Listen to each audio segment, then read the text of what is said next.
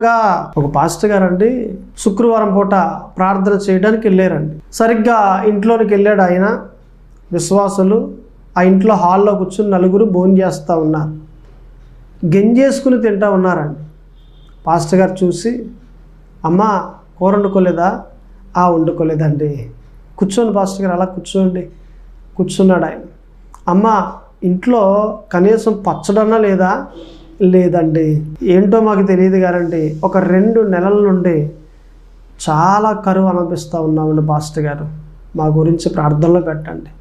తినడానికి కూడా లేని అటువంటి పరిస్థితి, పస్తులు కూడా పిల్లల్ని పడుకోబెట్టే అటువంటి పరిస్థితి నేను ఎదుర్కొంటూ ఉన్నానయ్యా, మేము ఎదుర్కొంటూ ఉన్నాం, మా గురించి ప్రార్థనలో పెట్టండి. అలాగేనమ్మా. అలా భోజనం చేసేసారు. తర్వాత నిలబెట్టి ఆ నలుగురిని ప్రార్థన చేశాడు. ఈ ప్రార్థన ఇలా చేస్తూ ఉంటే పాస్టర్ గారితో దేవుడు మాట్లాడుతూ, నీ జేబులో 500 ఉన్నాయి కదా, ఏటట నీ జేబీలో 500 రూపాయల నోటు ఉంది కదా, ఆ 500 వీరికి ఇచ్చే ఈ కుటుంబానికి అని అన్నాడు దేవుడు. ప్రార్థన అయిపోయింది.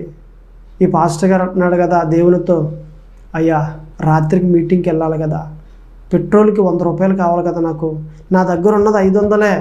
500 ఇచ్చేస్తే నాకు ఎలాగొస్తాయి? నేను మరలా ఇంకొకరి దగ్గరికి అప్పుకి వెళ్ళాలి కదా, ఇవన్నీ ఇంత అవసరం అంటారా ప్రభువా? సర్లే మీరు అన్నారు కదా, ఒక 400 ఇస్తాను ప్రభువా, ఒక 100 రూపాయలు దగ్గర పెట్టుకుంటాను అని అన్నాడు. సర్లే నీ ఇష్టం, నీకు ఎలాగ మనసుంటే అలా చేయి అని అన్నాడు దేవుడు. 400 ఇచ్చేసాడు. 100 రూపాయలు మార్చి ఏవండి మొత్తం మీద 100 వెనక్కి పట్టుకెళ్ళిపోయాడు. 400 ఇచ్చేసాడు. ప్రార్థన అయిపోయింది, వచ్చేసాడు ఇంటికి. యథావిధిగా భోజనం చేశాడు, నిద్రపోయాడు. సాయంత్రం ఏవండి 6:30 ఆ సమయాన్న బయలుదేరి మీటింగ్కి వెళ్ళాలి. తయారైపోయి బయటకు వచ్చాడు.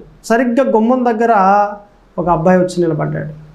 అయ్యా పాస్టర్ గారు, మరి మీకు నేను దశంభాగం పట్టుకొచ్చానండి, దయచేసి ప్రార్థన చేసి తీసుకోవాలండి మీరు. అలాగేనన్నా, ఎప్పుడు వచ్చావు? వేరే దేశం వెళ్ళావు కదా దుబాయ్, నిన్నే వచ్చానండి. అలాగేనన్నా, బాగున్నావు కదా, ఆరోగ్యం బాగుంది కదా? బాగుందండి. అమ్మ నాన్న బాగున్నారు కదా? బాగున్నారండి. రాయితే ప్రార్థన చేస్తాను. ఈ అబ్బాయి జేబులో పెట్టిన డబ్బులు పైకి తీసాడు. లెక్క పెడితే ఏమండి 5,000 తెచ్చాడు కానీ 4,000 ఉన్నాయండి. అయ్యా పాస్టర్ గారు, నేను మీకు దశంభాగం 5,000 ఇవ్వాలని బీరువాల నుండి 5,000 తీసాను, లెక్క పెట్టాను 5,000, కానీ ఇక్కడ నాకు 4,000 కనిపిస్తున్నాయి. నాకేం అర్థం కావట్లేదండి. నేను 5,000 తీస్తే నా జేబులో 4,000 ఉన్నాయండి. ఇదేంటండి 1,000 రూపాయలు? అరే కనిపించట్లేదు, అరే నాకేం అర్థం కావట్లేదు అని అన్నాడు. నాన్న నువ్వు కంగారు పడకు, నాకు అర్థమైంది. ప్రార్థన చేసాడు, పంపించేశాడు. ఏం అర్థమైంది ఆయనకి? 500 రూపాయలు ఇమ్మని ఆ కుటుంబానికంటే 400 ఇచ్చాడు, 100 తక్కువ పెట్టాడు. ఇప్పుడు 5,000 రూపాయలు ఇస్తా ఉంటే దేవుడు 1000 తక్కువ పెట్టాడు, 4,000 ఇప్పించాడు. పాస్టర్ గారికి అర్థమైంది. ప్రభువా క్షమించాను, మీకు ఇచ్చేది ఏది నేను మానుకోను, మీకు ఇచ్చేది ఏది నేను వెనక పెట్టను అని అప్పుడు మరలా సరి చేసుకుని తన ప్రవర్తన ఏవండి అప్పుడు ముందుకు సాగాడు. దేవుడు ఏం చేశాడు అంటే దీవించాడు, ఆశీర్వదించాడు. ప్రవర్తన మార్చుకున్న తర్వాత, ఎప్పుడండి? ప్రవర్తన మార్చుకున్న తర్వాత